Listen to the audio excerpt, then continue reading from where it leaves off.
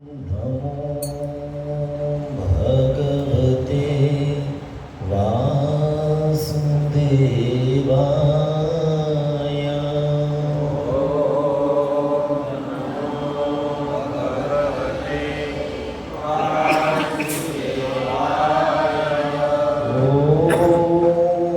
नमो भगवते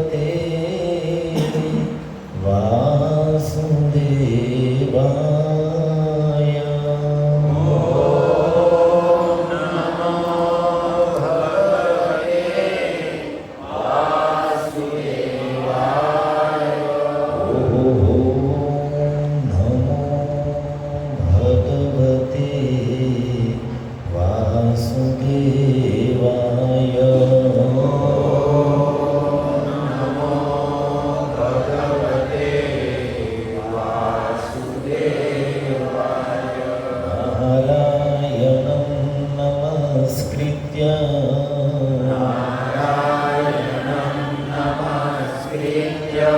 नरं चैव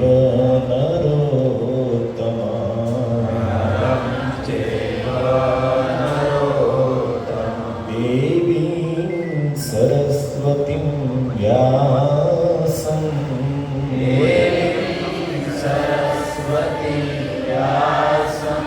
ततो जयेमुदीरये।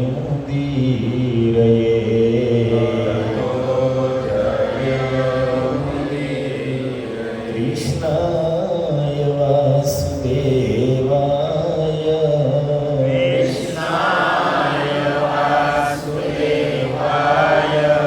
देवकीनन्दनाय च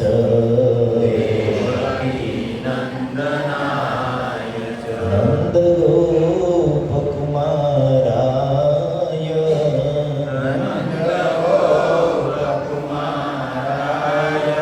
गोविन्दाय नमो नमः।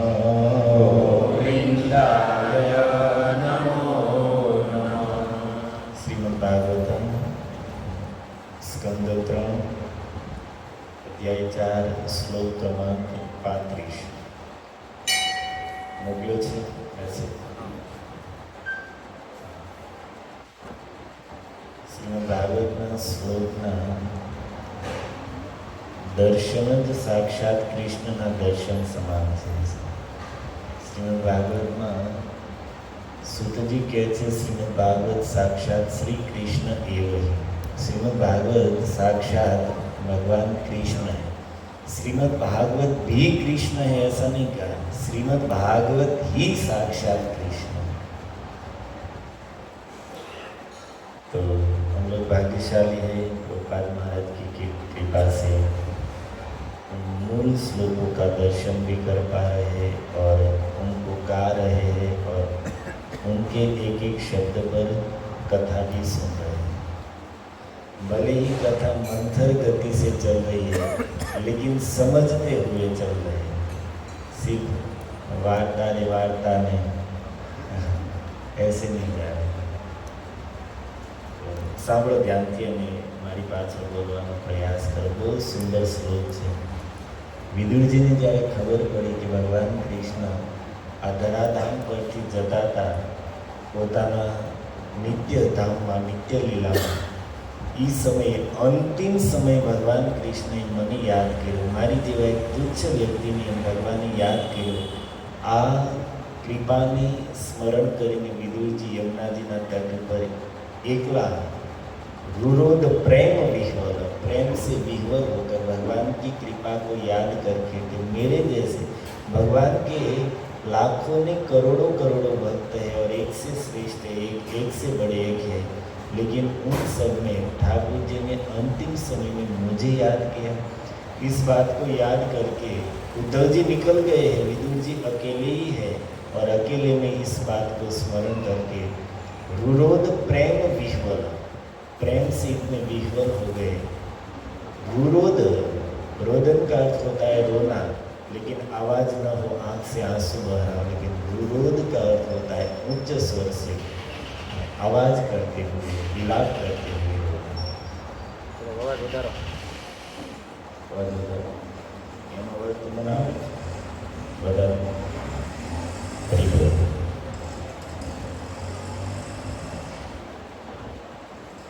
આમાં બતાવવું પડશે. આમાં તો આવે છે બરાબર છે. વિસલમાં છે. હરે કૃષ્ણ કૃષ્ણ કૃષ્ણ હરે હરે, હરે રામ રામ રામ હરે હરે. ઘટેલું લાગે તો ત્યાંથી વધારે. આત્માનં ચ ગુરુ શ્રેષ્ઠ, આત્માनं ચ ગુરુ શ્રેષ્ઠ, આત્માનં ચ ગુરુ શ્રેષ્ઠ, આત્માनं ચ ગુરુ શ્રેષ્ઠ, કૃષ્ણેન મનસેક્ષિતા, કૃષ્ણેન મનસેક્ષિતા, કૃષ્ણેન મનસેક્ષિતા, કૃષ્ણેન મનસેક્ષિતા, ધ્યાયં ગતે ભાગવતે, ધ્યાયં ગતે ભાગવતે, ધ્યાયં ગતે ભાગવતે, ધ્યાયં ગતે ભાગવતે, ગુરોદ પ્રેમ વિહ્વલ, પ્રેમ વિહ્વલ, ગુરોદ પ્રેમ વિહ્વલ, પ્રેમ વિહ્વલ, આત્માનં ચ ગુરુ શ્રેષ્ઠ, આત્માनं ચ ગુરુ શ્રેષ્ઠ, કૃષ્ણેન મનસેક્ષિતા, કૃષ્ણેન મનસેક્ષિતા, ધ્યાયં ગતે ભાગવતે, ધ્યાયં ગતે ભાગવતે, ગુરોદ પ્રેમ વિહ્વલ. પ્રેમ વિહ્વલ, એક પ્રભુજી વડે પ્રાર્થના. આત્માनं ચ ગુરુ શ્રેષ્ઠ, આત્માનં ચ ગુરુ શ્રેષ્ઠ, કૃષ્ણેન મનસેક્ષિतं, કૃષ્ણેન મનસેક્ષિतं, ધ્યાયં ગતે ભાગવતે, ધ્યાયં ગતે ભાગવતે, ગુરોદ પ્રેમ વિહ્વલ, ગુરોદ પ્રેમ વિહ્વલ,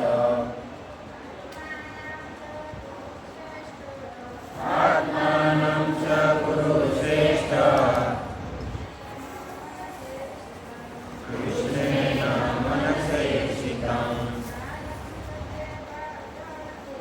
ધ્યાયં ગતે ભાગવતે, ગુરોદ પ્રેમ વિહ્વલ.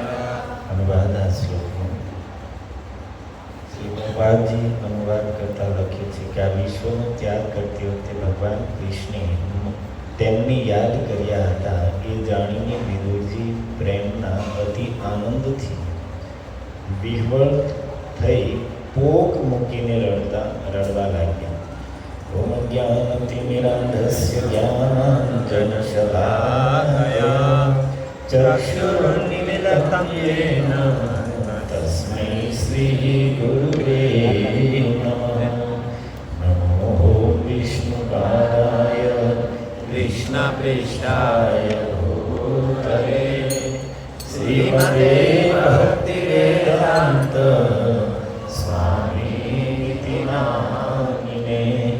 નમસ્તે સરસ્વતી દેવે ગૌરવાણી પ્રચારિણે નિર્વિશેષ શૂન્યવાદી પાશ્ચાત્ય દેશતારિણે. વાંછાકલ્પતરુભ્યશ્ચ કૃપા સિંધુભ્યૈવ ચ પતિતાનાં પાવનેભ્યો વૈષ્ણવેભ્યો નમો નમઃ. જય શ્રી કૃષ્ણ ચૈતન્ય પ્રભુ નિત્યાનંદ શ્રી અદ્વૈત ગદાધર શ્રીવાસાદિ ગૌર ભક્તવૃંદ. હરે કૃષ્ણ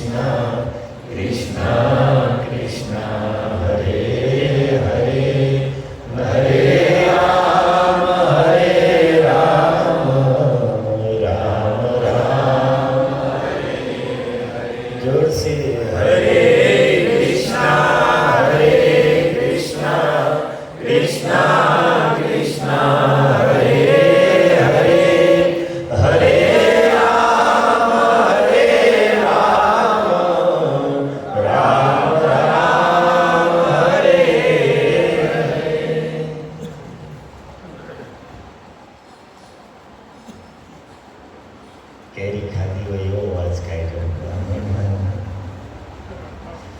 મને પહેલા એમ થયું કે આજે શ્રોતાઓ વધારે હોય એવું લાગ્યું. પછી સમજાણું બધા પંખો ગોદી પારવા બેઠા છે. અગર આપણે વ્યામમાં રહી જઈએ તો આપણને જે વધારે શ્રોતા.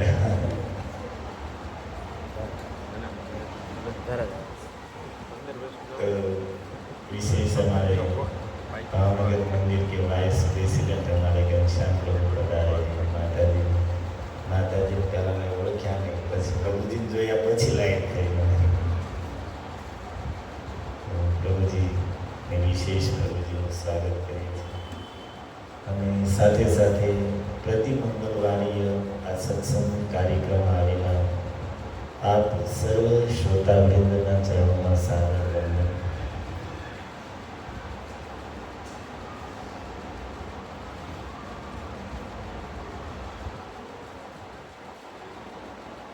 ભગવાન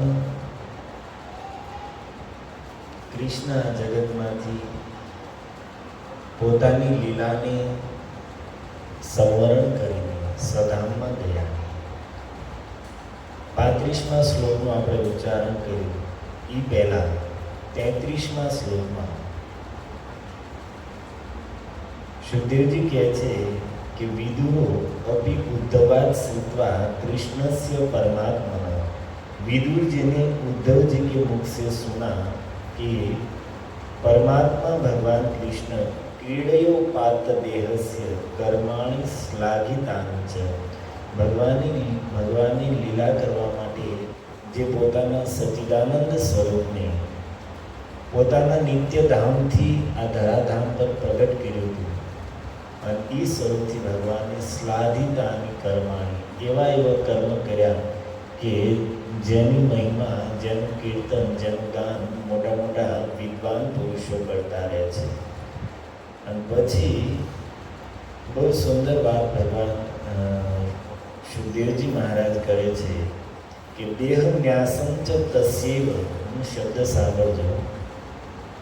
દેહ ન્યાસમ ચ તસ્યૈવ ધીરાણામ ધૈર્ય વર્ધનો. ભગવાન કૃષ્ણએ પોતાની લીલાને સંવરણ કરી દેહ ન્યાસમ અર્થાત આ ધરાધામ ઉપરથી લીલાને પૂર્ણ કરીને નિત્યધામમાં ગયા. ધીરાણામ ધૈર્ય વર્ધનો. આ વાતને સાંભળીને, આ લીલાને સાંભળીને જે ધીર પુરુષો છે, ધૈર્ય વર્ધનમ, એનું ધૈર્ય પર વધી જાય છે.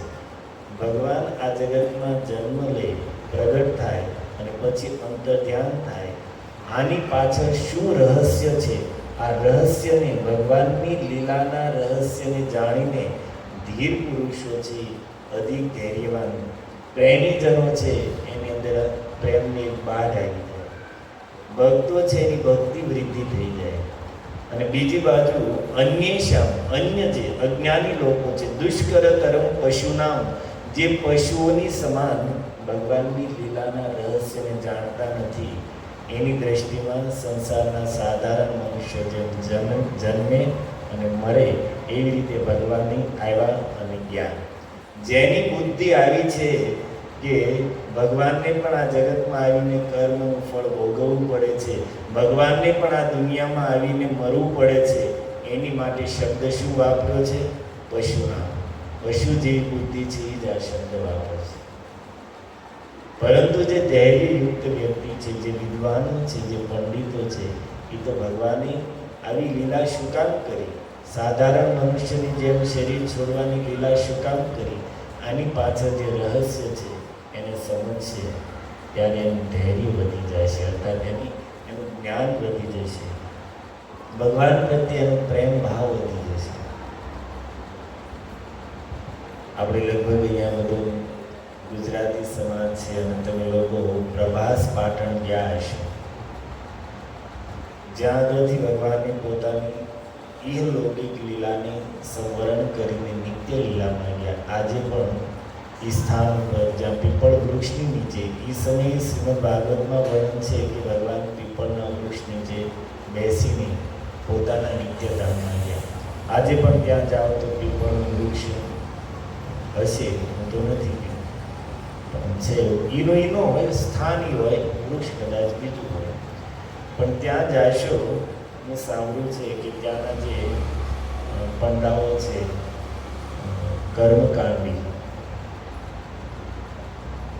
એ લોકો શું સ્થાનનો પરિચય કરાવશે કે અહીંયા ભગવાન કૃષ્ણે દેહ ત્યાગ્યો હતો, અહીંયા ભગવાન કૃષ્ણે પોતાનું શરીર છોડ્યું હતું. શું કામ? કારણ કે શાસ્ત્રને ક્યારેય સંતોના મુખેથી સમજ્યા નથી. બાળપણથી જ પૈસા ઉઘરાવવાની વૃત્તિ છે અને કર્મકાંડમાં મતિ લાગેલી છે, એટલા માટે ભગવાનનું સ્વરૂપ એને ક્યારેય સમજાશે નહીં. અને એના મુખમાંથી જ આ શબ્દ નીકળે કે અહીંયા ભગવાને શરીર છોડ્યું હતું. અને એની માટે શુભદેવજી સંતો કઠોર શબ્દ ન બોલે, પણ ક્યારેક બોલવા પડે. શું કહે છે? પશુના, એ મનુષ્ય નથી, બે પગમાં પશુ બુદ્ધિ છે. એમ વિચાર કરો કે જે ભગવાન આ જગતમાં મરેલાને પાછા લાવી શકતા હોય.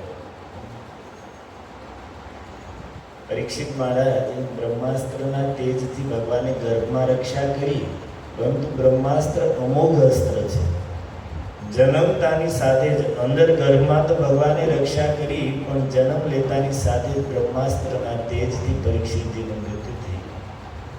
મહાભારતમાં સ્પષ્ટ લખ્યું છે. અને એ સમયે ભગવાન કૃષ્ણએ સાંભળ્યું કે સુભદ્રા જોર જોરથી રુદન કરી રહ્યા છે કે પાંડવ વંશનો એકમાત્ર વંશધર હતો, એ પણ આજ સમાપ્ત થઈ ગયો. પાંડવ વંશ નિર્મૂળ થઈ ગયો, કુરુવંશ સમાપ્ત થઈ ગયો.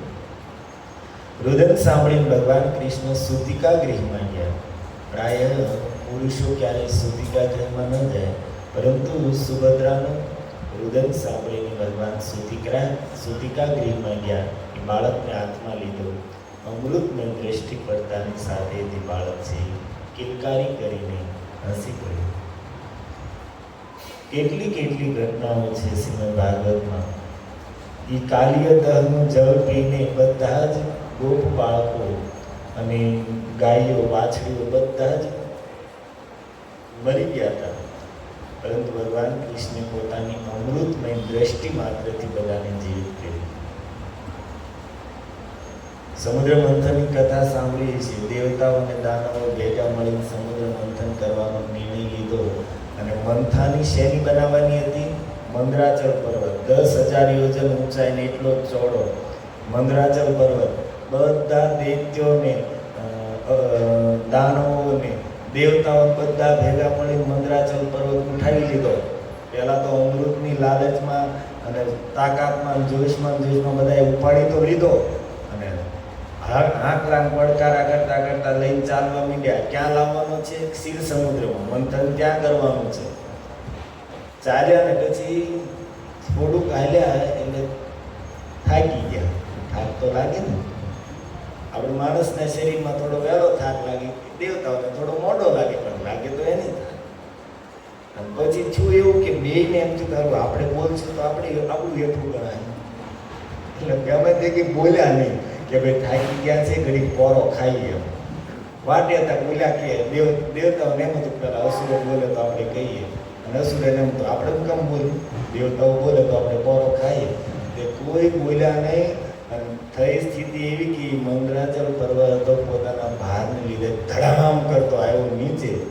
અને સુખદેવજી કહે છે ચૂણિયા માસ રાજેન્દ્ર. મોટા ભાગના દેવતાઓ અને અસુરો હેઠે નીચેથી ઉપાડીને આવતા હતા એની ચરણી થઈ ગઈ, અને સાઈડમાંથી ઉપાડીને ચાલતા હતા એમાં એના બિચારા હેન્ડીકેપ થઈ ગયા. નીચે જે પર્વતની નીચે ભાગ હતો એ હાથ ને પગ ને બધું બધા બેસી ગયા. સમુદ્ર મંથન કરવાની વાત ને અમૃત ને એ બધું બિચારા સપનું થઈ ગયું. પરંતુ ઠાકોરજીની લીલા હતી તો ભગવાન ત્યાં ગરુડ પર સવાર થઈને પ્રગટ થયા. અને ત્યાં પણ વર્ણન છે કે એની એક દ્રષ્ટિ ફેરવી, મનુષ્યોને જીવતા કરી દીધા નહીં, દેવતાઓ પણ જે મરી ગયા હતા એ બધા પણ ઠાકોરજીની કૃપા દ્રષ્ટિથી જીવિત થઈ ગયા. જેની દ્રષ્ટિમાં શક્તિ હોય મરેલા આખી દુનિયા ભેગી થાય કોઈ કરી શકે? સાંદીપની ઋષિને ત્યાં ભણવા માટે ગયા. ગુરુ માતાએ ઈચ્છા કરી કે અમારો પુત્ર વર્ષો પહેલા સમુદ્ર સ્નાન માટે ગયા હતા અને ત્યાં સમુદ્રમાં ડૂબી ગયો. ભગવાન કૃષ્ણ સાંભળીને ગયા, બલરામજીની સાથે રથ ઉપર સવાર થઈને સમુદ્ર તટ પર પહોંચ્યા. સમુદ્રદેવને અનુભવ છે રામાવતારમાં 3 દિવસ પ્રતીક્ષા કરાવી એનું ફળ શું આવ્યું? એટલે આ વખતે વાત ન જઈ, સીધા જ સમુદ્રદેવ સામે પ્રગટ થયા અને કીધું, પ્રભુ ગુરુપુત્રને મેં નથી ડૂબાડ્યો, મારા પેટાળમાં શંખાસુર અસુર રહે છે, પાંચજન્ય, એને તમારા ગુરુપુત્રની ગળી ગયો છે. ભગવાન બલરામજીને રથ ઉપર છોડીને જળની અંદર કૂદ્યા અને 5 જન્ય સાથે યુદ્ધ થયું અને શરીર આખું વીખી નાખ્યું, પણ એમાંથી કાંઈ ગુરુપુત્ર ન મળ્યો. પ્રશ્ન થાય કે ભાઈ વર્ષો પહેલા જે ગુરુપુત્રની 5 જન્ય એ રાક્ષસ ખાઈ ગયો છે અને વર્ષો વૈયા ગયા પછી ભગવાન કૃષ્ણ એને મારીને એના શરીરમાં ગોતે તો ત્યાં મળે?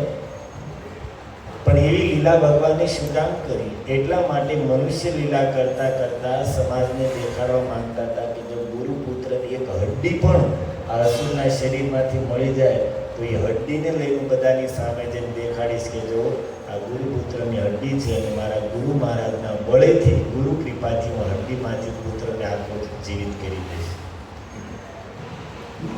પણ એમાં હડ્ડી પણ મળી નહીં. ત્યાંથી સીધા ગયા સંયમની પૂરી, શંખનાદ કર્યો. ધર્મરાજ બહાર આવ્યા અને કહે છે ભગવાન કે અમારા ગુરુપુત્ર કર્મ અનુસાર અહીંયા આવ્યા છે અને એને મારી સામે હાજર કરો. ધર્મરાજ કહે છે પણ પ્રભુ, ઠાકોરજી કહે છે ધર્મરાજ પણ નહીં, મત શાસનમ પુરસ્કૃત્ય, એના કર્મને નથી જોવાના, એના ભાગ્યને નથી જોવાનું. તો મત શાસનમ પુરસ્કૃત્ય, અત્યારે તમારે કાંઈ જવાનું નથી, મારા શાસન, મારા આદેશને માનીને અહીંયા હાજર કરો. અને ધર્મરાજ એ બાળકના જીવાત્માને હાજર કર્યો. ખાલી જીવને ધર્મરાજજી એની સામે પ્રગટ કરે છે અને ભગવાન કૃષ્ણે પોતાના સંકલ્પથી એ બાળક જો અત્યારે જીવતો હોત તો એનું શરીર જેટલું હોત, એનામાં જેટલી બુદ્ધિ હોત, જેટલું બળ હોત, જેટલી ઇન્દ્રિય શક્તિ હોત, જેટલો જેવો એનો સ્વભાવ હોત, જે અત્યારે જીવતો હોત તો જે વસ્તુ એનામાં હોત એ બધી જ ભગવાને સંકલ્પ માત્રથી આપી. જે સંસારમાં કોઈની તાકાત, મરેલાને જીવિત કરવો એ જ બહુ મોટી વાત છે. એમાં પણ એ જ સ્વભાવ, એ જ બુદ્ધિ, એ જ્ઞાન બધું.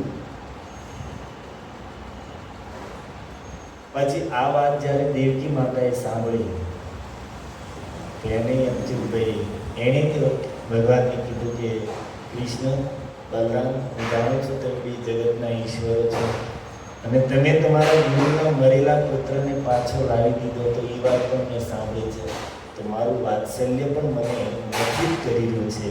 મારા પણ 6 પુત્રોને, તમારા ભાઈઓને કંસે પટકીને દિવાલ પર પછાડીને મારી નાખ્યા હતા. મને પણ ઈચ્છા છે કે મારા એ પુત્રોને મારે જોવા છે. ક્યારની વાત છે જાણો છો? એ મરી ગયા પુત્રો, એને લગભગ દેવકી માતાના એ 6 પુત્રોને કંસે મારી નાખ્યા. શ્રીમદ ભાગવતના 10મ સ્કંદના 1લા અધ્યાયમાં છે. અને દેવકી માતા ભગવાન કૃષ્ણ પાસે એ પુત્રોને પાછા લાવવાની પ્રાર્થના ભાગવતના 10મ સ્કંદના 85મા અધ્યાયમાં કરે છે. 90 અધ્યાયમાં કૃષ્ણ લીલા છે, અર્થાત કૃષ્ણ લીલાના અંતિમ સમયની આ વાત છે. એ સમય લગભગ બાકી નથી ખબર, પણ 85મો અધ્યાય છે. ઉપરથી એક અનુમાન લાગે કે ભગવાન કૃષ્ણ 100 વર્ષ ઉપરના એ સમય એની આયુષ્ય હશે.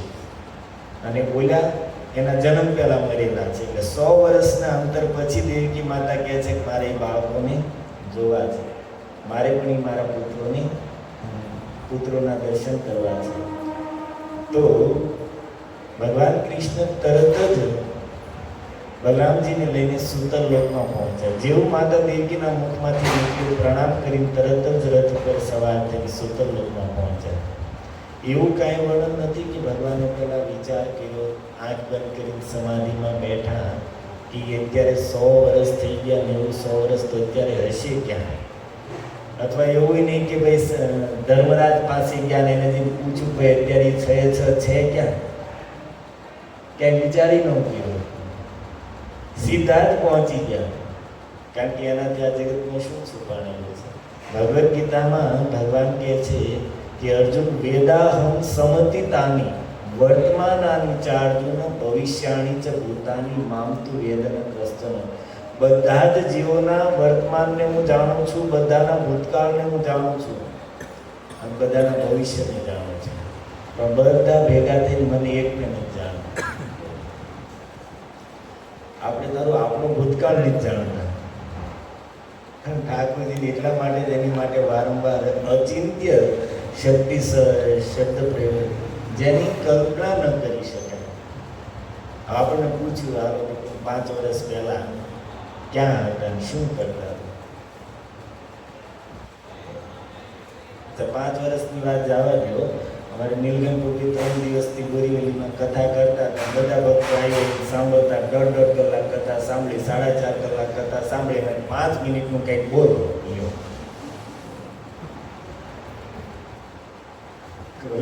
માઇક લઈને તૈયાર થાય બોલવું એને આપે છે માઇક.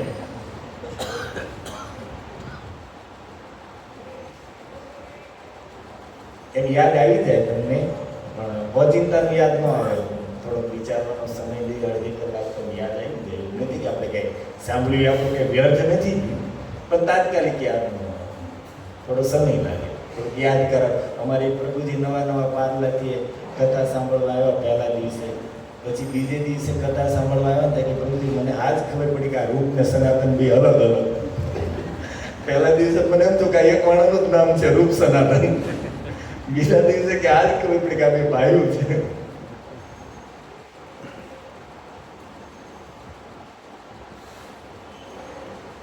પણ ભગવાનની શક્તિ જોવો, વર્તમાન જાણે છે, ભૂતકાળ જાણે છે અને આગળ ભવિષ્યમાં કોણ જીવ શું કરવાનો છે, મર્યા પછી કયા લોકમાં, કયા સ્થાનમાં, કયા શરીરમાં જવાનો છે, બધું જ અત્યારથી જાણે છે. એક જીવના ભવિષ્યને જાણે છે.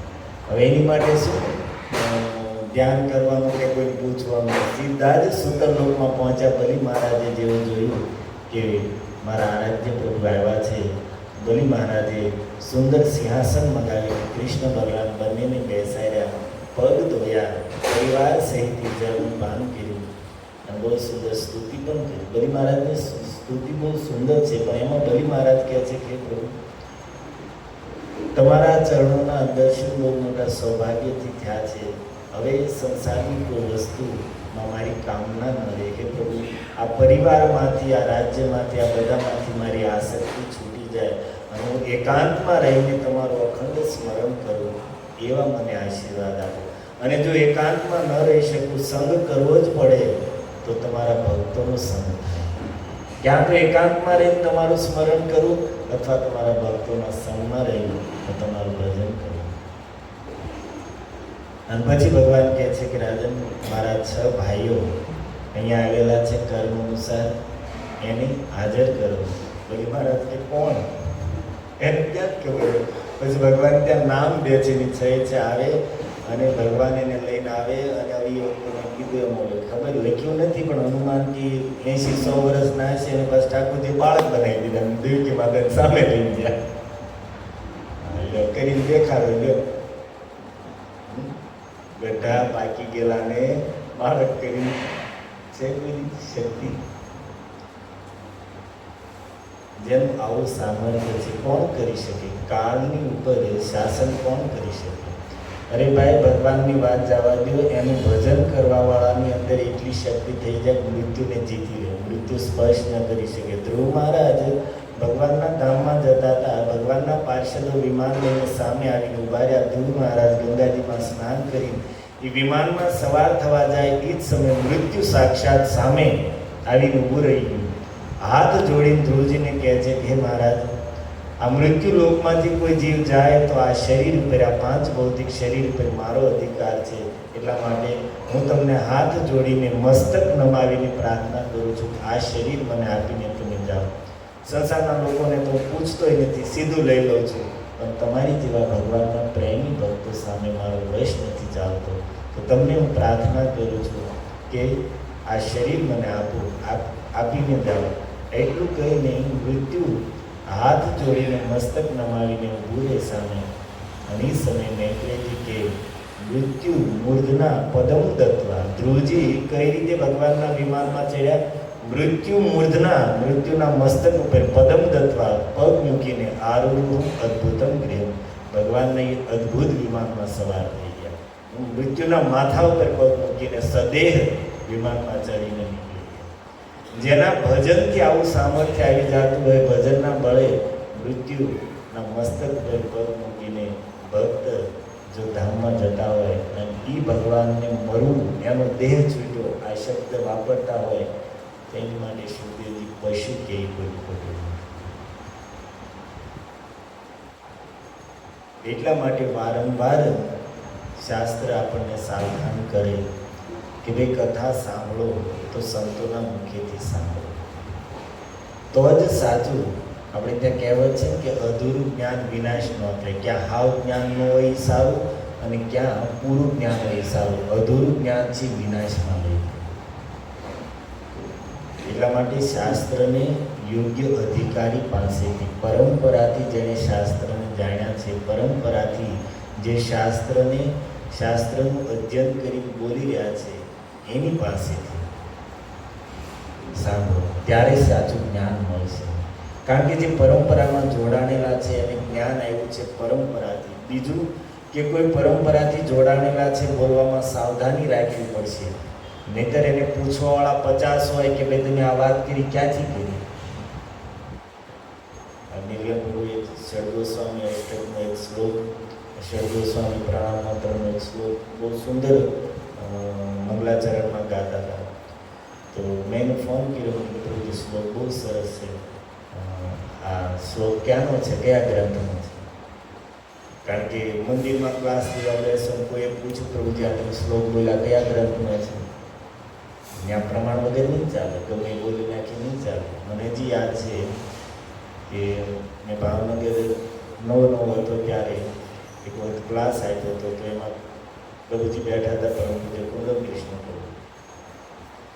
પછી 2-3 મહિના પછી પ્રભુજીનો મને ફોન આવ્યો, પ્રભુજી તું બોલી કથા કીધી હતી એ કયા ગ્રંથમાંથી કીધી હતી? તો મેં કીધું પ્રભુજી આ વક્તા પાસેથી સાંભળી હતી, મને યાદ હતું. તો એ વક્તા પ્રમાણિક હતા. પ્રભુજી કે આ તો વાંધો નહીં. તો કહેવાનું કે પૂછવાવાળા બેઠા છે કે મારે ગમે કહેવું હોય તો જે પરંપરાથી જોડાયેલા છે ને બીક છે કે શાસ્ત્ર બારનું કહેશું તો કાલ કોઈ પૂછે તો ક્યાં ફે થઈ જાય એમ ન થાય. એટલા માટે શાસ્ત્ર માટે સાંભળવા માટે વ્યાસ ભગવાન આપણને પદ્મ પુરાણમાં સાવધાન કરે કે અવૈષ્ણવ મુખોદગીર્ણ હરિકથામૃતમ પૂતમ શ્રવણમ નૈવ કર્તવ્ય. જે વૈષ્ણવ નથી, જેનામાં ભગવાન પ્રત્યે ભક્તિ નથી, તો એના મુખેથી હરિકથામૃતમ પૂતમ, ભગવાનની કથા છે અમૃત છે, પવિત્ર કરવાવાળી છે, પરંતુ અવૈષ્ણવના મુખથી નીકળશે તો એ જ અમૃત સમાન કથા છે એ વિષ્ણુ કાર્ય કરશે. કેમ? તો દ્રષ્ટાંત આપે છે, સર્પ ઉચ્છિષ્ટ યથા પય. ગાયનું દૂધ અમૃત સમાન છે, પણ એ જ દૂધને કોઈ સર્પ મુખ સ્પર્શ કરાવી દે તો પીશો પછી તમને ખબર પડે. સર્પની વાત જવા દો, ગરુડે મોટી ગઈ ખબર પડે તો દૂધ પીશે. પેલા ફ્રીજ નહોતા ને ત્યારે સૌથી વધારે ટેન્શન નહીં રહેતું, ગરુડ હાલમાં.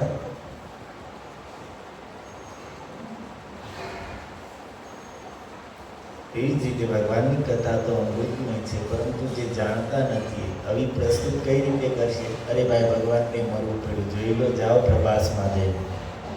હવે શું બોલો?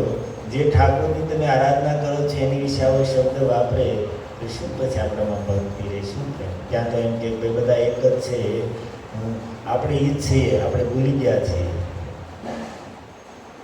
તત્વમસી, શિવોહમને, સોહમને, તેમાં સેવ્ય સેવક ભાવ પછી આપણને એમ થાવ મને સારું બોલવું. આપણે કંઈક તો હોય જ, તો આ બધા કહેતા હોય ને કે ખોટું થોડું બોલતા હોય.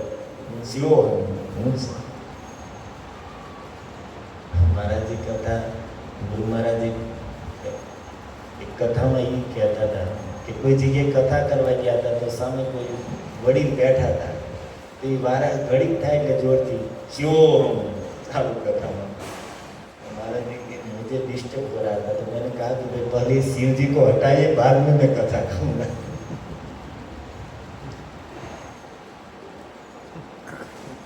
तो जो भी है कथा લાભ એ કરશે એ ભક્તના મુખેથી આપણે સાંભળીશું ત્યારે આપણે યથાર્થ સિદ્ધાંત સમજી શકશું. ગમે એના મુખેથી સાંભળશું. ઘણાને એમ કે કથા સાંભળવામાં હું ગમી વખતા બિચારા કથા કહેવાય સાંભળી લેવાની. અચ્છા તમે અહીંયાથી માની લો નીકળ્યા છો સુરત જવા માટે ભાવનગર જવા માટે ગાડી લઈને 4 વ્હીલર. હવે રસ્તામાં ભૂખ તો લાગવાની જ છે. 5-6 કલાક 8-10 કલાકનો રસ્તો હોય અને રસ્તામાં કેટલા ધાબા આવશે, કેટલી હોટલો આવશે, કેટલા રેસ્ટોરન્ટ આવશે અને ભૂખ લાગે એટલે શું ગમીને ગાડી ઊભી રાખીને ખાઈ લઈશું. ત્યાં તો વિચાર કરશો ભાઈ સારી જ્યાં પવિત્ર હોય, જ્યાં શુદ્ધ હોય અને સારી ક્વોલિટી હોય ત્યાં ભોજન કરીએ. છોકરા એમ કે ભૂખ લાગી છે પપ્પા તો શું કહે છે, તરત બ્રેક મારીને ખીલ્લો કરશું આ ધાબે ખાઈ લઈએ અહીં આવ્યો છે નહીં બેટા. ઘડી કેમ 50-60 કિલોમીટર છે, અડધી કલાક પછી ટોપ રેસ્ટોરન્ટ આવે છે ત્યાં ખાઈશું. જેમ માણસ ભોજન માટે વિચાર કરે કે જ્યાં સારું મળતું હોય, જ્યાં સ્વચ્છતા હોય, જ્યાં પવિત્રતા હોય ત્યાં ભોજન કરશું, એમ કથા સાંભળવા માટે પણ વિચાર કરવો જોઈએ કે ભાઈ કથા સાંભળવી છે તો એની પાસે સાંભળશું જે પોતે ભગવાનના ભજનમાં લાગેલા હોય, જેણે પોતે સંપ્રદાયથી પરંપરાથી શાસ્ત્રોનું અધ્યયન કર્યું હોય. એ તો અત્યારે ભાગવત કથા કરવી તો બહુ સરળ વાત છે. 2-5-10 ભજન શીખી જાઓ, 5-15 ઓઠા શીખી જાઓ, બસ થઈ ગઈ ભાગવત કથાને. એમાં શું વાર લાગે? અને પછી એ કથામાં જ મજા આવે. કોઈ ભાગવત ઉપર બોલતા હોય કે આ પ્રભુજી કંટાળો ચડાવી દે છે લે. અવસ્થિત આપણે શું છે ભેળસેળ વાળું ખાઈ ખાઈને ચોખ્ખું આપણને દૂધ આપ્યું હોય કે થોડું જાડા થઈ જાય પછી એવું આ બધું પીવું છે દૂધ મિશ્રવાળું. પણ તમે લોકો નિત્ય સત્સંગ કરવાવાળા છો એટલા માટે જે વર્ષમાં એકવાર કંઈક કથા હોય સાંભળી આવ્યા એની માટે બરોબર છે, પણ નિત્ય સત્સંગ કરવાવાળા માટે આ બધી સાવધાની રાખશું તો આપણને એટલો વધારે લાભ મળશે. એટલું આપણે જ્ઞાન શુદ્ધ રૂપમાં પ્રાપ્ત કરશું. જેટલી શુદ્ધતાથી આપણે અર્જન કરશું જ્ઞાન એટલા જ આપણે ભગવાનના માર્ગે જલ્દી આગળ વધશું. એટલા માટે દેહ ન્યાસમ બહુ સુંદર શ્લોક છે કે ભગવાનનું શરીર છોડવું ધીર પુરુષો માટે તો ધૈર્ય અને આનંદ વધારવા વાળું છે ભગવાનની આ લીલા. પણ જે અજ્ઞાની લોકો છે, પશુ સમાન જેની બુદ્ધિ છે એ તો મોહિત થાય છે. એને તો એમ જ થાય છે કે ભાઈ સંસારના જીવો કર્મ અનુસાર આવે અને જાય એમ ભગવાનની કર્મ અનુસાર આવવું પડે ને એને જવું પડે. બધી વાતો કોની હોય? અજ્ઞાની. અરે રામકથામાં આ બધા પ્રસંગો, આ પ્રસંગને થોડો વિસ્તારથી મેં લીધો હતો કે આ જગતમાં આપણને એમ હોય કે જાનકીનો નાદ પણ જાણી ન શીખો કાલે સવારે શું થવાનું, તેવું કોઈ વહેમમાં ન રહેવું. જો એને ખબર ન હોય કાલે સવારે શું થવાનું છે તો સુબાહુને મારી નાખ્યો. મારી જ તેમ ફણા વગરનું બાણ શું કામ માર્યું? ખબર ન હોય કે આ હરણ બનીને આવવાનો છે ને આજ આપણી લીલામાં સહાય કરવાનો છે તેને મારી નાખવો તો ફણા વગરનું બાણ શું કામ માર્યું? કેટલા વાનરો ગોતવા માટે ગયા હતા સીતાજીની ખોજ કરવા માટે? પદ્મ 18 જૂથપ બંધ રામાયણમાં લખ્યું છે. પદ્મ એટલે મેં કીધું હતું ને 100 વખત 1000 થાય ત્યારે 1 લાખ થાય, 100 વખત લાખ થાય ત્યારે 1 કરોડ થાય, 100 વખત કરોડ થાય ત્યારે 1 અબજ થાય, 100 વખત અબજ થાય ત્યારે 1 ખરબ થાય, 100 વખત ખરબ થાય ત્યારે 1 નીલ થાય અને 100 વખત નીલ થાય આ નીલ ત્યારે 1 પદ્મ થાય, પદ્મ થાય. અને આવા 18 પદ્મ તો એ ખાલી વાનરોના લીડર હતા. અને એટલા માટે ભગવાન શંકર કથા કહેતા કહે છે કે ઉમા મેં ઈ સેનાને જોઈતી, રામજીની સેનાને. સો મૂર્ખ જો કરણ ચહઈ લેખા, ગણવાનો કોઈ પ્રયાસ કરે ને સેનાને તે મૂર્ખ છે, એ ગણાય એમ જ નહોતી. એટલા વાનરોને સીતાજીની ખોજ કરવા માટે ચારે દિશામાં મોકલ્યા હતા, તો રામજી હનુમાનજીને જ મુદ્રિકા શું કામ આપી? હવે એ પ્રશ્નનો જવાબ આપો.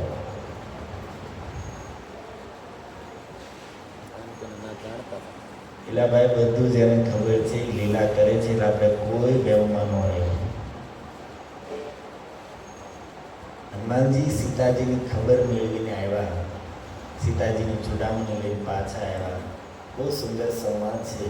રામજી કહે છે, પુત્ર સોનું સુત તોહી ઉડીને મેં નાહી, હું તારા ઋણમાંથી ક્યારેય મુક્ત નહીં થઈ શકું. સન્મુખ ન હોઈ શકત મન મોરા, અત્યારે તો હું તારી સામે પણ પુત્ર તારા ઋણમાંથી મુક્ત થવા માટે મને એ નથી ખબર પડતી હું શું આપીને તારા ઋણમાંથી મુક્ત થઈ શકું. હંમેશા માટે હું તારો ઋણી રહીશ. તે જે આ સેવા કરી છે એનો બદલો દેવા માટે મારી પાસે કાંઈ નથી. એ પુત્ર હું હંમેશા માટે તારો ઋણી રહીશ. હનુમાનજી ભગવાનના ચરણોમાં પડી ગયા. પછી રામજીએ ગળે લગાડ્યા છે, ભક્તિનું વરદાન માંગ્યું. એ પ્રસંગ પૂરો થાય ત્યાં ભગવાન શંકર પોતાની કોમેન્ટ આપે છે. આ પ્રસંગ હનુમાનજી જે સીતાજીની ખોજ કરીને પાછા આવ્યા ત્યાં શિવજી શું કહે છે? કોમેન્ટ આપતા કહે છે, હું રામ સ્વભાવ જેહી જાના, તારી ભજન તજી ભાવના. એમાં રામનો સ્વભાવ જેને જાણ્યો છે એમ ભજન છોડીને બીજું કંઈ કરશે નહીં. ભગવાન રામનો સ્વભાવ ઉદાર છે તો સર્વત્ર પ્રખ્યાત છે, સર્વત્ર પ્રસિદ્ધ વાત છે. પણ આખી રામાયણમાં કોઈ જગ્યાએ આ વાત ન કરીને આ પ્રસંગમાં જ તે આ વાત કરવાની શું જરૂર હતી શિવજીને? કે ઉમા રામનો સ્વભાવ જેને જાણ્યો છે ને એમ ભજન છોડીને કાંઈ નહીં કરે. એટલા માટે ભગવાન શંકર કહે છે કે દેવી મુદ્રિકા આપીને હનુમાન પાસે પોતાની શક્તિનો સંચાર કરીને સેવા કરાવી, અને સેવા કરાવીને પાછા પોતાની શક્તિથી કાર્ય કરાવ્યું, પોતે જ પાછા એના ઋણી થઈ ગયા. આ એનો સ્વભાવ છે. પોતાના ભક્તોને શક્તિ આપીને બધું કરાવે ને પછી પાછા એમ કે હું તારો ઋણી છે. આ તો એવી વાત થઈ ગઈ, મેં માની લો કુલદી પ્રભુને લાખ રૂપિયા ઉછીને આપ્યા, પછી એને 6 મહિને, વર્ષે, 2 વર્ષે જ્યારે ત્યારે માઇન્ડ ભેગા કરી મને પાછા આપ્યા. પાછા આપણે પ્રભુજી હું તમારો ઋણી છું, હું તે મને લાખ રૂપિયા આપ્યા, હું હંમેશા તમારો ઋણી રહીશ. આ એ વાત થઈ.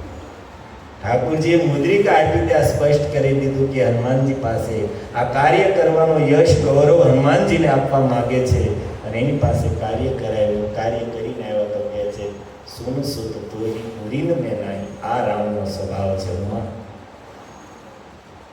પોતાના ભક્તોને મોટાઈ આપે ને પાછા એના ઋણી થઈ ગયા, પોતાને એના ઉપકારી માને. એટલે બધું જ એને ખબર છે. એટલે આપણે કોઈ વહેમમાં ન રહેવું કે જાનકીનો નાથી જાણી ન શીખો કાલ સવારનું થવાનું છે.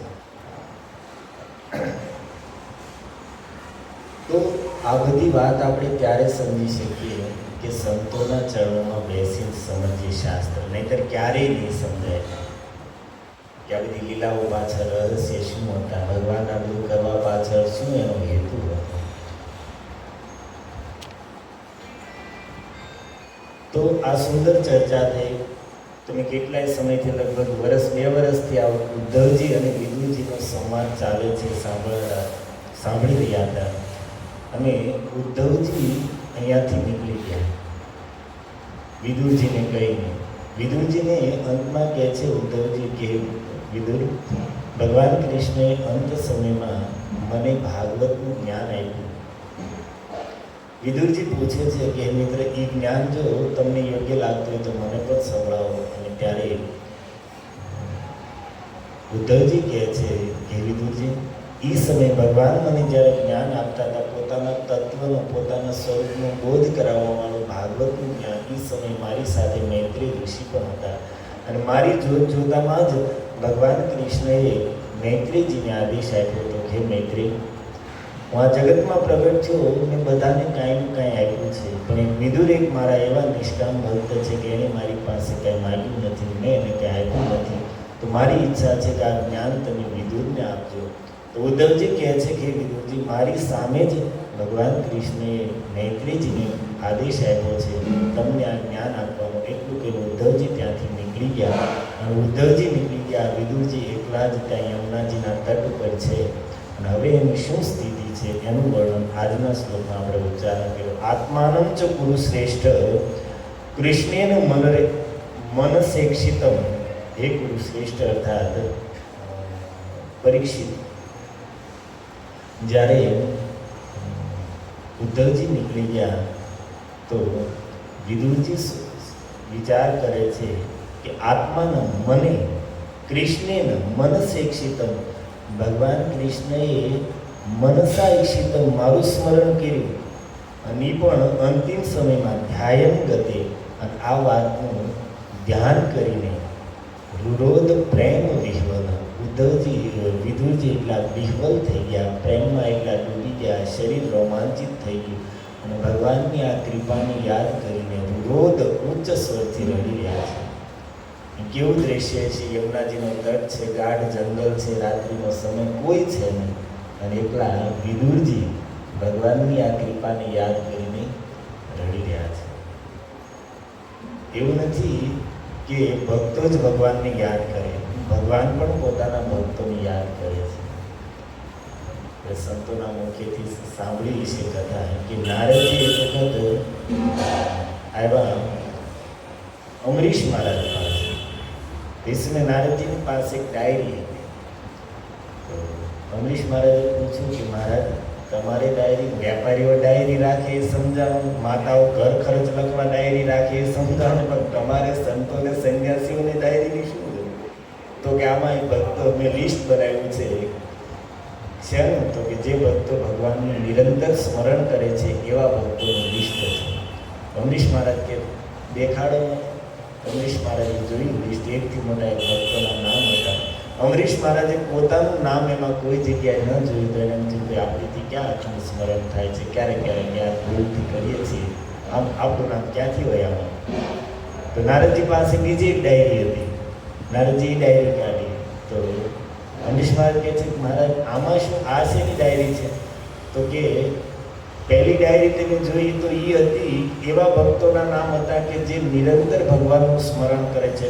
આ ડાયરી છે એમાં એ ભક્તોના નામ છે કે જેને ભગવાન નિરંતર યાદ કરે છે. અચ્છા, લાવ એ દેખાડો. એ ખોલીને જોયું તો એમાં સૌથી પહેલું નામ અમરીશ મહારાજનું છે. તો કહેવાનું કે ભગવાન પણ પોતાના ભક્તોને યાદ કરે છે. એવું નથી કે ઠાકુરજી જ ભક્તો જ ભગવાનને યાદ કરે છે. ગીતાનો જે શ્લોક છે એ ભક્તોએ હંમેશા રોજ એને સવારમાં યાદ કરવું જોઈએ. યે યથા મામ પ્રપદ્યન્તે તાંસ તથૈવ ભજામ્યહમ. ભગવાન સ્પષ્ટ કહે છે યે યથા મામ પ્રપદ્યન્તે, જે જેટલી શ્રદ્ધાથી જેટલા ભાવથી મારી પાસે આવશે હું એટલી જ શ્રદ્ધાથી એટલા જ ભાવથી એનો સ્વીકાર કરીશ. જે જેટલું છોડીને મારી પાસે આવશે હું પણ એટલા જ મારા કાર્યો છોડીને એની પાસે જઈશ. જે મારી માટે જેટલું સમર્પણ કરશે હું એને એટલો જ સ્વીકાર કરીશ. જે જેટલું આપણે કહે છે ને કે તુમ રામ કે નામ પર તો રામ તુમ્હારે કામ પર. આપણે જેટલો ઠાકોરજી માટે સમય આપશું ઠાકોરજી એટલો જ આપણી માટે સમય કાઢશે. આપણે જેટલા એને યાદ કરશું એ આપણને એટલા જ યાદ કરશે. પણ આપણે ચાલુ યાદ કરવામાં માળા લઈને બેસી તોય ભગવાનની યાદ નહીં થવાની. ઠાકોરજીને આપણને યાદ કરવો હોય તો કરે કઈ નહીં તો ભજન કરવા બેસીએ ત્યારે તો કમસે કમ ભગવાનની યાદ આવી જોઈએ ને. ત્યારે આપણને તો માર્કેટ યાદ આવે ને વ્યવહાર યાદ આવે. અમારા એક પ્રભુજી દિલ્હીના હાસ્યમાં વિનોદમાં કહેતા હતા કે માળા લઈને બેસીને ત્યારે જ આવું બધું યાદ આવે. અમુક તો કાંઈ યાદ ન આવે. કે પછી મને એમ છે કે આવું ઘણી વાર એમ થાય ને કંઈક કામ ભૂલાઈ ગયું છે, યાદ નહીં થતું, માળા લઈને બેસી જવું એટલે તરત યાદ આવી જાય. વ્યંગમાં કહેતા હતા. આમ તમને બધા અનુભવ થશે કે આખા ગામ આખાના વિચારો માળા લઈને બેસીને ત્યારે જ યાદ આવે.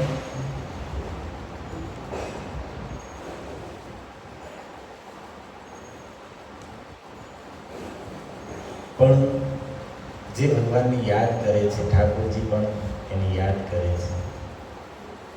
મહાભારતનું યુદ્ધ પૂરું થયું. ધર્મરાજ યુધિષ્ઠિરને હસ્તિનાપુરના સિંહાસન પર બિરાજમાન કર્યા. ભગવાન કૃષ્ણ કેટલાય મહિનાઓ સુધી ત્યાં રોકાણા છે ને ત્યાં બધી વ્યવસ્થા કરી, રાજ્યની વ્યવસ્થિત રૂપથી, સુચારુ રૂપથી વ્યવસ્થા કરીને ભગવાન કૃષ્ણ ત્યાં જ રોકાણેલા છે. અર્જુન સાથે એના જ શયન કક્ષમાં ભગવાન કૃષ્ણ રોકાણેલા હતા. બધું જ વ્યવસ્થિત થઈ ગયું પછી એક દિવસ ધર્મરાજ યુધિષ્ઠિર સવારમાં બ્રહ્મ મુહૂર્તનો સમય છે, ભગવાન કૃષ્ણને મળવા માટે એની પાસે શયન કક્ષમાં ગયા. જેવા દ્વાર પર પહોંચીને જોયું તો શું જોવે છે? ધર્મરાજ ભગવાન પલંગ પર બેઠા છે. શરીરમાંથી તેજ નીકળતું હતું, જેના કારણે રૂમમાં પ્રકાશ છવાણેલો હતો અને શરીર પર જે આભૂષણો હતા એ પણ ઝગમગતા હતા. યુધિષ્ઠિર મહારાજ થોડા નજદીક ગયા અને જોવે છે કે શું જોયું? ભગવાન કૃષ્ણ સિદ્ધાસનમાં બેઠા છે, ટટ્ટાર, આંખ બંધ છે, ધ્યાનમાં તલ્લીન છે. સિદ્ધાસન એટલે સિદ્ધાસન કોને કહેવાય? તમને ખબર છે? અત્યારે બેઠા છો એ સુખાસનમાં બેઠા છો. આ વિનુ દાદા બેઠા ને સિદ્ધાસન અડધું શું કહેવાય, અડધું પદ્માસન હોય ને સિદ્ધાસન. એક પગ આપણે ગોઠણ ઉપર જંઘા ઉપર ચડાવ્યો હોય એને સિદ્ધાસન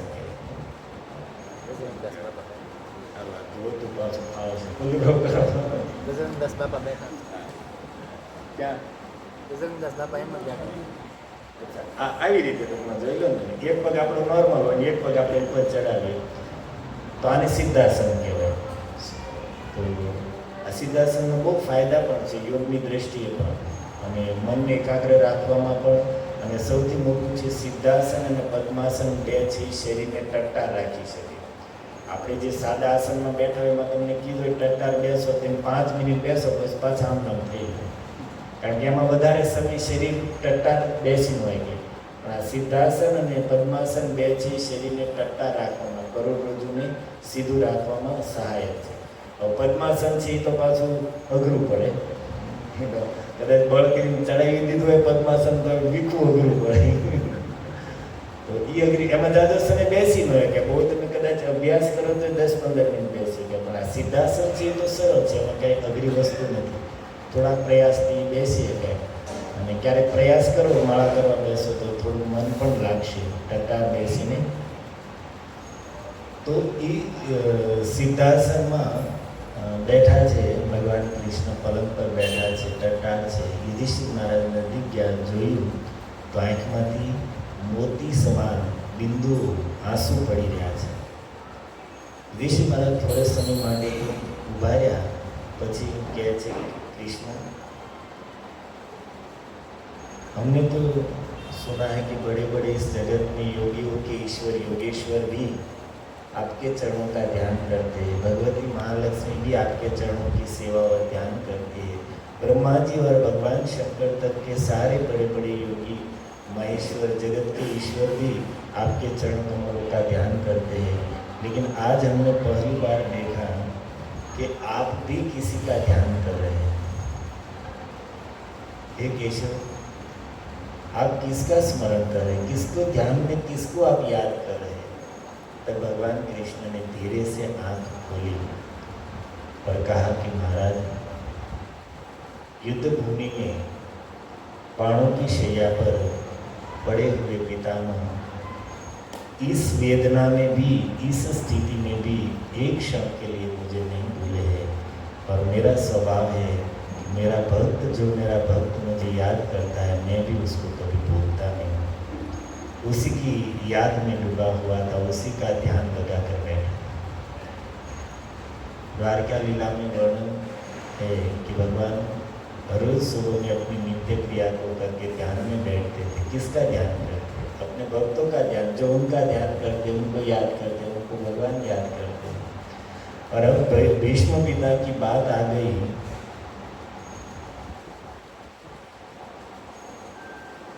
तो फिर भगवान को भी एने पण आदत છે કે જેમ ભક્તોની ભગવાનના ગુણગાન કરવામાં સુખ મળે, ભગવાનને પણ પોતાના ભક્તોના ગુણગાન કરવામાં. ભીષ્મ પિતાની વાત નીકળી તો ભગવાન કૃષ્ણે ચાલુ કર્યું ખબર ન રહે યુધિષ્ઠિર સામે હાથ જોડીને ઊભા છે. ભગવાનનો સ્વભાવ કે યુધિષ્ઠિર એના મોટા ભાઈ છે. જ્યારે આવતા તો ઠાકોરજી ઊભા થઈ જાય, યુધિષ્ઠિર મહારાજને પ્રણામ કરતા, એને બેસાડી પછી બેસતા. પણ અત્યારે ભીષ્મ પિતાની યાદમાં એટલા ડૂબેલા છે કે પોતે બેઠા છે, યુધિષ્ઠિર સામે હાથ જોડીને ઊભા છે, એને કંઈ ખબર જ નથી. યુધિષ્ઠિર એમના ઊભા છે, એમનો કીધું બેસો, કારણ કે બાહ્ય સ્થિતિમાં જ નથી. અને ભીષ્મ પિતાનું નામ આવ્યું તો બસ એના ગુણગાન કરવામાં લાગી ગયા. તો બહુ સુંદર એ શબ્દો એટલા સુંદર હતા ગ્રંથના કે મેં ફોટો પાડી લીધો. મેં કીધું તમને લોકોને એઝ ઇટ ઇઝ સંભળાવું. अब भीष्म का मन में स्मरण है, उनकी चर्चा प्रारंभ हो गई तो श्री कृष्ण को यह भी स्मरण नहीं रहा कि युधिष्ठिर हाथ जोड़े खड़े हैं, उनको बैठने के लिए भी कहना चाहिए.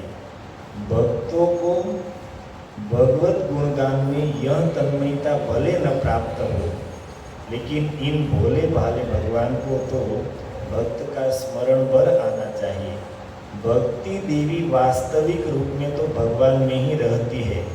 भगवान भक्ति करते हैं, सच्ची भक्ति अपने भक्तों की करते हैं. भक्त में तो बड़े सौभाग्य से भक्ति का अवतरण कभी कभी ही हो पाता है. अर्थात साची भक्ति तो भगवान પોતાના ભક્તોને કરે છે. શ્રીમદ ભાગવતમાં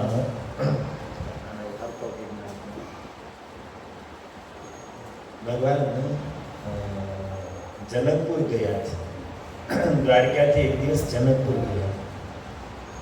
તો જનકપુરમાં બે મહાન ભક્ત છે. એક તો ત્યાંના રાજા મહારાજ જનક બહુલાશ, અને ત્યાં જનકપુરમાં એક શ્રુતદેવ નામના બ્રાહ્મણ રહેતા હતા. એ પણ ભગવાનના પરમ ભક્ત હતા. બંને પરમ વૈષ્ણવ. એક સંપત્તિના રાજા અને એક દરિદ્રતાની સીમા.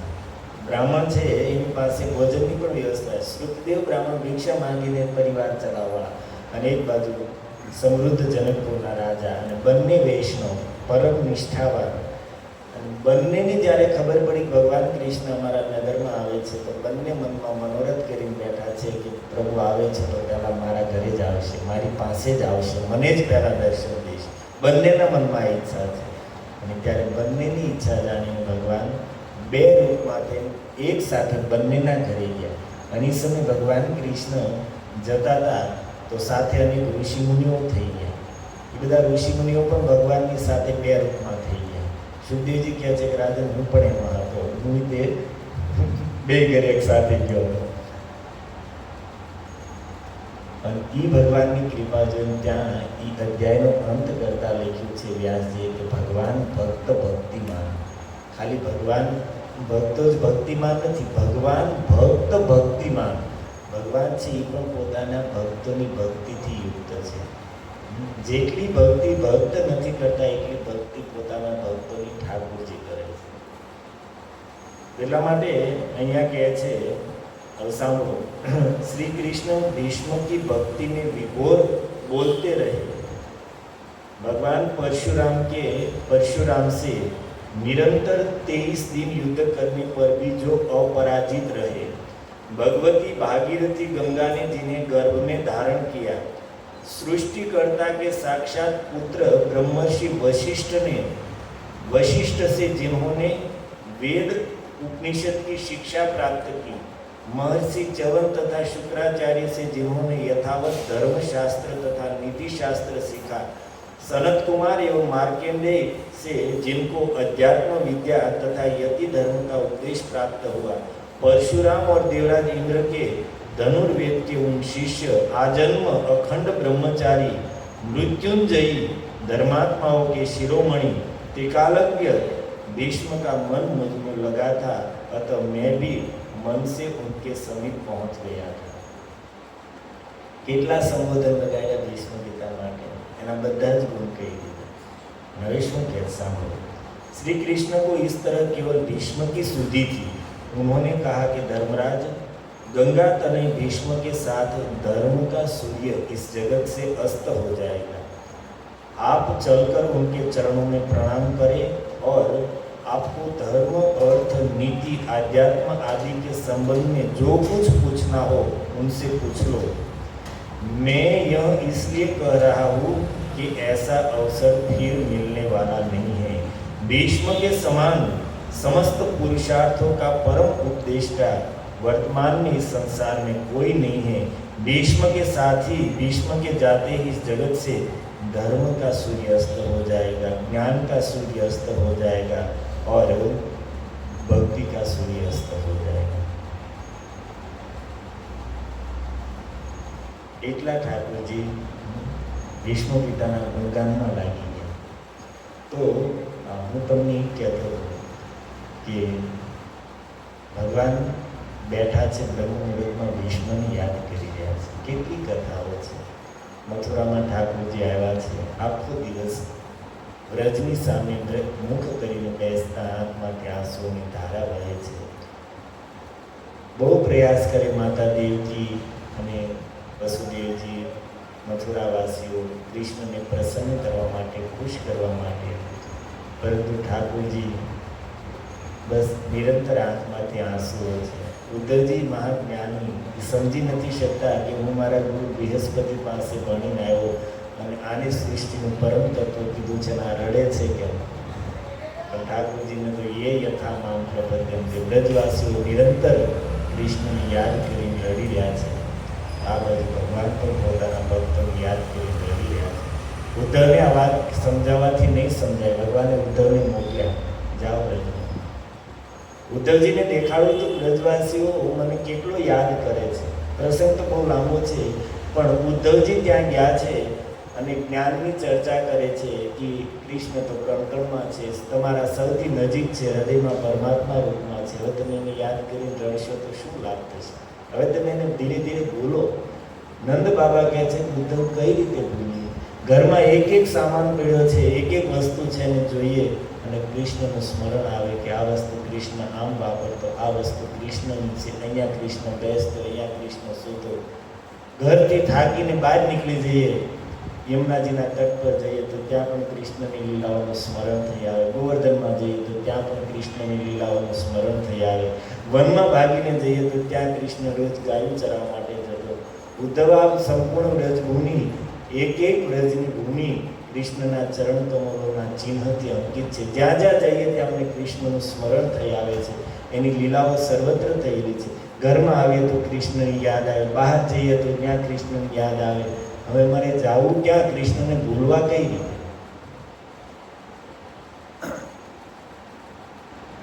મને યાદ આવે છે કે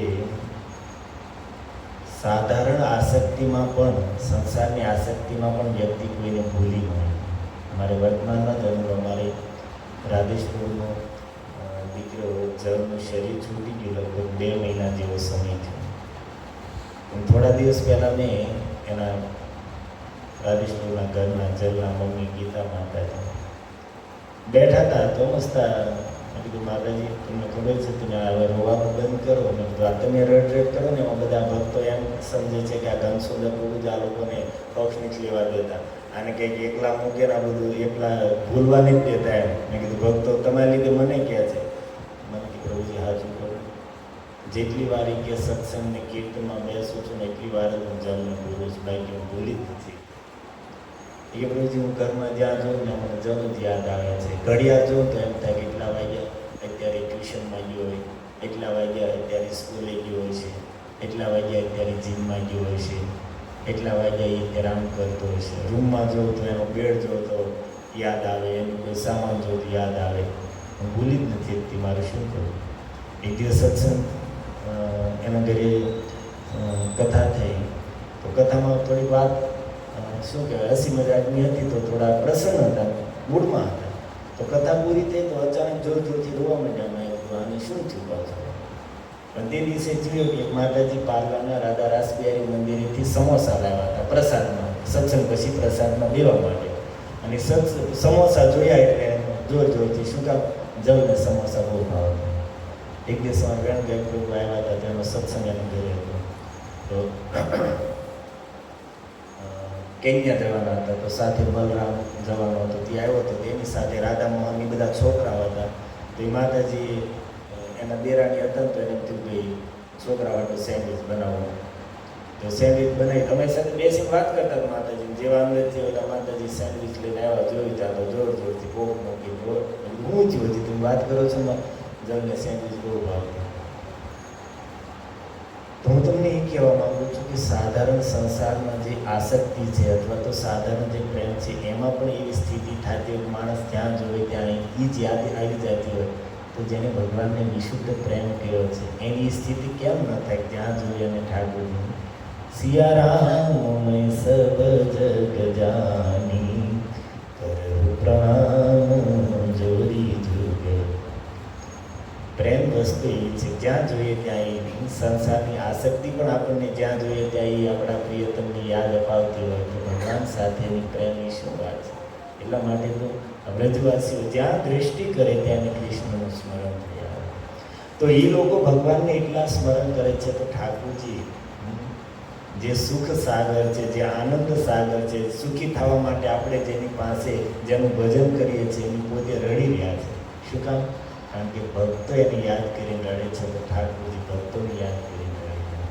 તો આ એનો સ્વભાવ છે અને એ સ્વભાવને એ દયાળુતાને યાદ કરીને આજ વિદુરજી યમુનાજીના તટે પોક મૂકીને રડી રહ્યા છે. મારી જેવા તુચ્છ વ્યક્તિને ભગવાને ધામમાં જતી વખતે યાદ કર્યો. બહુ સુંદર અધ્યાયની અહીંયા સમાપ્તિ થઈ. એક અંતિમ શ્લોક છે કહી દઉં તમને એટલે તમારા અધ્યાય પૂરો થાય આ વખતેથી પછી વિદુરજી અહીંયા લખ્યું છે કાલિંદ્યામ કતિભી સિદ્ધ અહોબીર ભરત હર્ષભ. થોડે સમય સુધી આવી રીતે કાલિંદીના તટ પર વિદુરજી રુદન કરીને પછી ત્યાંથી યમુનાજીના રસ્તે રસ્તે નીકળ્યા. આગળ જતા ગંગાજીના તટે પ્રાપદ્યત સ્વસરિતમ યત્ર મિત્ર સુતો મુનિ. અને ચાલતા ચાલતા એ સ્થાન પર પહોંચ્યા ક્યાં? યત્ર મિત્ર સુતો મુનિ. મિત્રાના પુત્ર મૈત્રેયજીનું નામ મૈત્રેય એટલા માટે જ પડ્યું હતું કે એની માનું નામ મિત્રા દેવી હતું અને મિત્રાના પુત્ર હોવાને કારણે એનું નામ પડ્યું મૈત્રેય. અને એના પિતાનું નામ હતું કુશાલુ ઋષિ અને કુશાલુના પુત્ર હોવાને કારણે મૈત્રેયજીનું એક નામ છે કૌશાલમ. આ બે નામ એના પ્રસિદ્ધ છે. તો વિદુરજી અહીંયાથી ચાલતા ચાલતા મૈત્રેય ઋષિ પાસે પહોંચ્યા છે ગંગાજીના તટ પર હરિદ્વારમાં. અને હવે ત્યાં જે વિદુરજી પ્રશ્ન પૂછશે અને મૈત્રીજી એનો જવાબ આપશે તો 2 સ્કંદ સુધી બે અધ્યાયની 2 સ્કંદ સુધી આ ચર્ચા ચાલશે. વિદુર મૈત્રીજીનો સંવાદ બહુ સુંદર કથા છે. ભગવાનની કૃપાથી આપણને આગળ સાંભળવા મળશે. હરે કૃષ્ણ કૃષ્ણ કૃષ્ણ હરે હરે હરે રામ શ્રી વિદુરજી મહારાજ કી જય. શ્રી સુખદેવ ભગવાન કી જય. જગતગુરુ શીલ પ્રભુપાદ મહારાજ કી જય. કાય ગૌર પ્રેમાનંદે. હરે કૃષ્ણ કૃષ્ણ કૃષ્ણ હરે હરે હરે રામ રામ રામ. ખૂબ ખૂબ ધન્યવાદ શ્રીમાન ગમસુંદર ભુવે આપણને આજે ભગવાનના સ્વભાવની આમ ઝલક બતાવી.